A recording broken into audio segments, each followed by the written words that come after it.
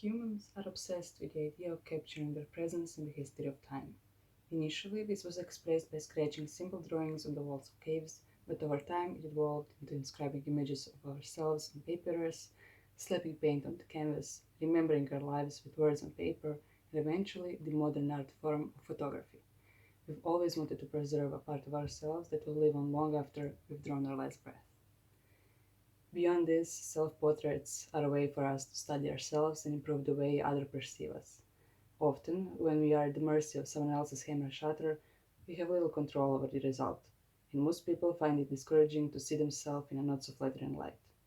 Undertaking the study and mastery of self-portraiture allows you to enhance your best angles. Just like a sculptor accentuating the curves of his model in stone, or a painter revealing her subjects on canvas in perfect light, you will learn what makes you stand out to camera and how to avoid these angles that don't make your features pop.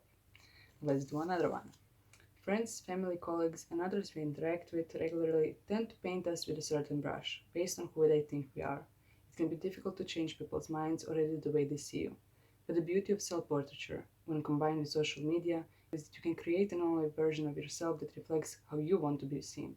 If you're running a business or dipping your toes into the world of being an influencer, your audience will have no choice but to see you as confident, if that's not what your images portray.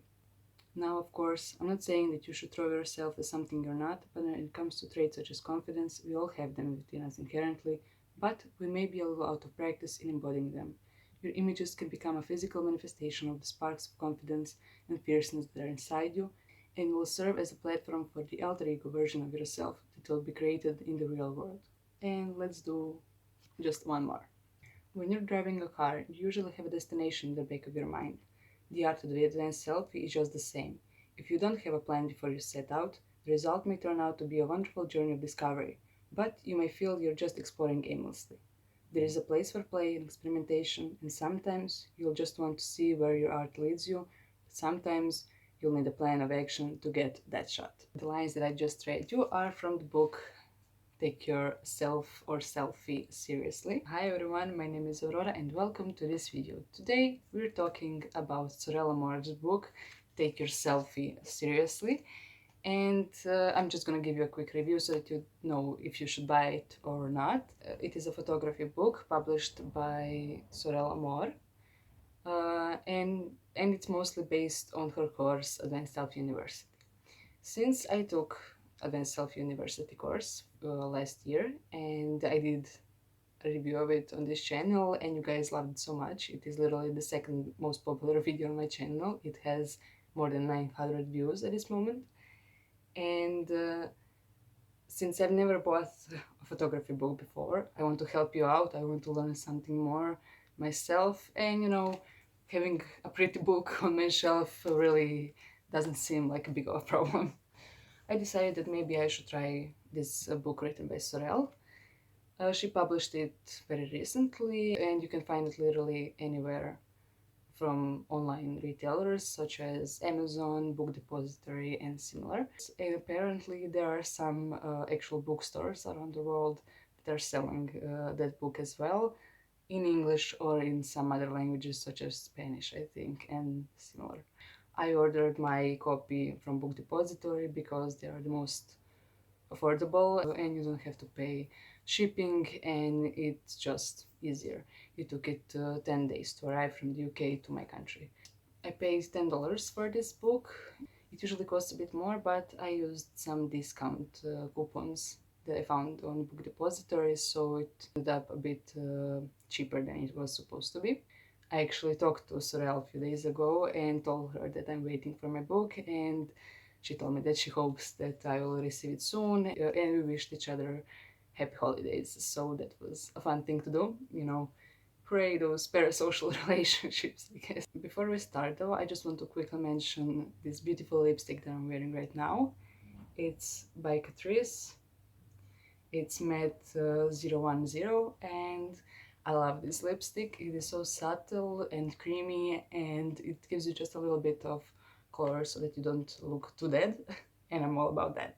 Anyway, let's start talking about the book. I already shared some quotes from the book at the beginning of this video, some of the highlights of it, I think, and something that I think will show you the best what the book is actually about. The book itself has around 140 pages, and it's mostly pictures and some short text. It is basically the Advanced Self University course, but written in the book form. So keep that in mind. If you already took the course, you probably won't find anything new here to learn from, but maybe even if you took it, this will help you because it's in the written form, not in the video form, and also some of the photography examples here are not showcased in the video form. So if you're more of that type of person who needs inspiration from other people's work, maybe the book is a better choice for you. The book consists of short introduction and 6 chapters. Each chapter talks about some different aspect of photography that you should enhance or work on or try out so that your photographs are actually looking more professional and so that you can be more happy with the work that you've done. And here are the chapters. Each chapter begins with a photo of Sorelle, as you can see here, here, and here, and so on and so forth. I'm actually not mad about it. I think that her photographs actually are beautiful, and that's the main reason why I actually listen to her at all when it comes to some photography stuff. And I never had a photography book before, so I cherish this book because of all of the beautiful art in it. Of course, what's great about this book is that Sorelle didn't use just her advanced selfies, she used other people's advanced selfies that she collected on her Facebook page, I think. For example, this is one of those photographs. There are also pictures like this. Let me show you real quick another one that I super liked. This is my favorite one, for sure. It is so simple yet so elegant and tells the whole story in just one photograph. And I think that's amazing, even though I think that I will never be able to create art like that. It is pretty to look at other people's work, so there is that. Through all of those chapters, Sorelle talks about what to do, what not to do, what are some common mistakes, what are some common hacks that models, for example, use or photographers to make the photo a bit better. And she ended up talking about the power of Photoshop, Adobe Illustrator, or editing in general. So if you have zero knowledge of photography and you want to learn about it but you don't know where to start, I think this book is a great pick for you. If you're someone who already knows a lot and just want to enhance some specific things, this book might be for you, but maybe not, depending on what actually you need and search for. If you're looking for some inspiration, things like that, yes, you could buy this book, but you could also go to Sorelle's Instagram page or join her Facebook group and see the work of other people there. Let me show you real quick what I mean by the do's and don'ts. So in the book you have things like this, and then the photos like and how you should actually do it, or striking a pose, what to do, what not to do, and things like that. Also, one thing that is super helpful and interesting about this book, that beneath every picture, either of Sorelle or of anyone else, you will see Sorelle's caption about it. So some details about how the shoot was taken, why the shoot works so wonderfully, and things like that. And I think that's great because you need that. You need that picture in your mind to draw inspiration from and to learn from. And then you need that cognitive part to actually understand how to do it or how not to do it. So when it comes to the layout of the book itself, the composition makes sense when it comes to the content. So as I said, this mostly follows Advanced Self University modules, and it all makes sense. It grows gradually, and it's by the steps of how you would actually plan and shoot the photo. So as I said, it all ends up with editing. There is one whole part about the equipment. That's the logistics chapter, Yeah, she talks about the camera, the tripods, the remote triggers, and things like that. But when it comes to a little layout, the editing work of editors when it comes to publishing books, I'm not super pleased with it. I know that maybe I'm a bit peculiar about it. I love my books to be a bit more uniform inside, not so, you know, everything is just thrown together. I really mind seeing that some pages have a font of 14 while others have 8. I'm not even sure if all of the words are in the same font. So, I don't know. So, for example, let me show you. This page has free space, just not utilized. But then you have some things that are literally just in here. So you can see how the text is big here. And then let me show you real quick this page. So it is totally different. I'm not a big fan of it. I know that doing a layout is a horrible job. It's super difficult, especially if you have more elements such as both text and picture, and then descriptions below the pictures, and it could all get a little bit cluttered. So you want to spread it all out, and then you make something a bit bigger and something else a bit smaller, so that you can balance it all out. But in the end, it just looks like it was accidentally put together. It doesn't seem so purposeful as it might have been during the process of actually editing the book. It doesn't feel like one book. Literally every page or every chapter is different from the rest, and somehow it works a bit, but I personally don't like it. I like my books to be uniform, and the layer throughout should be stylized and uniformed, and all of the space should be utilized as much as possible, because you don't want to chop down more trees than you have to make a book. So there is that. In the impressum of this book, it says that Lawrence King Publishing is committed to ethical and sustainable production. We are proud participants in the book chain project. So apparently this book is striving to become sustainable as it possibly can be, but there are always challenges on the road. The book on the outside I like. I bought a soft cover, and it is pretty stiff and shiny and sparkly, and the color is beautiful and it's smooth, but I don't like the pages. The pages in the book are also super stiff and smooth, and they have this finish that seems like plastic, which I think they did purposely because of all of the photographs that are printed in it, so they look more high quality. But it also means that under fingers the texture is just not right.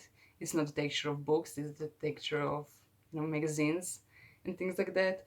And also it smells a little bit. It smells like it really smells like plastic. I had toys that smell like this, in 90s. So I'm not super happy about it. But books are for reading, not for smelling, so there is that. When it comes to the language of the book, uh, it is originally written in English and there are some translations, but the vocabulary itself is super easy. So I don't know if Sorelle did it on purpose so that more people could actually understand what she's talking about. Is she doing it because, I don't know, it's easier for her to write in that way and not feel intimidated by big words or something like that?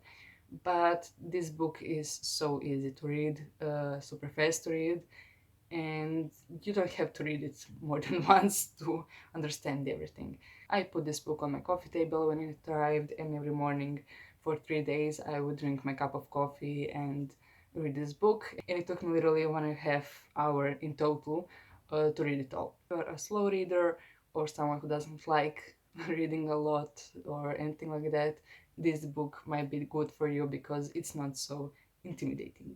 For me personally, I would like a bit of a challenge. Words that have more than 3 syllables in them would be fine. But I understand that this topic is just that way. University taught me that you have to struggle while reading, otherwise, it's not worth the trouble. But I guess that you can find enjoyment in more simple things. So, should you or shouldn't you buy this book? I think that if you are someone who is interested in photography, in selfies, in editing, or anything like that, maybe art in general, or maybe you just like to have pretty books on your coffee table in your personal library, I think that this book might be okay for you because, as I said, it's pretty, it's light, and it is helpful on that basic basis. But if you don't have that $10 right now extra, if you don't actually care about photography too much, if you just want to flip through some photographs but don't want to read anything, maybe, as I said, go to her Instagram page, go to her Facebook page, maybe YouTube channel even. If you're actually thinking about, Advanced Self University, I would perhaps recommend you to buy the book first because it's a lot cheaper than the course, and then see if you want to enrich it a bit with the course.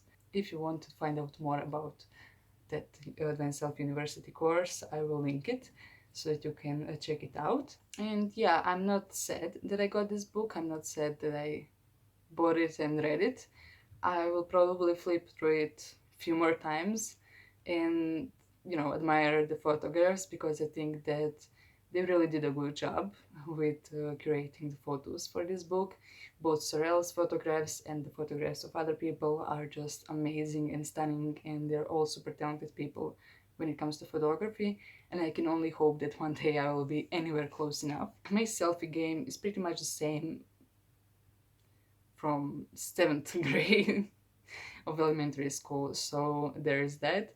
But I hope that it will get better someday. If you have any questions or comments about this book, perhaps if you have read it or think about buying it, please comment down below and I would gladly talk to you about it. And thank you so much for all of your support in terms of liking, commenting, and subscribing to this channel. We are at 110 subscribers and 10,600 overall views on this channel, which makes me so happy. And I just can't wait to see how much we will grow in 2022. Also, thanks Sorelle for talking to me and for wishing me happy holidays. I wish you all the best. And I hope that you will keep on doing whatever you're doing because it seems like you found your perfect niche, and it is a way in which you could actually help other people because, as I realized from the course and from the book, the main idea of this whole thing, then selfie, is to empower people, to give them the confidence that they actually have but don't know that they have, to show them that they are both sexy and beautiful and mysterious and stunning and talented, but they just have to get out of their shells to try it, and they just have to know a few tricks to make their features pop out a bit more. And in the end, I will leave you with her closing statement in her book, The Advanced Selfie in Everyday Life, where is a picture of her and Leon, her fiance. Life is pressure and life is beautiful, but for all of us, one day it will end. We've all heard it before. There's nothing in this world more important than those things that can be replaced, such as our friends, loved ones, and family. The advanced selfie is an incredible tool for celebrating yourself.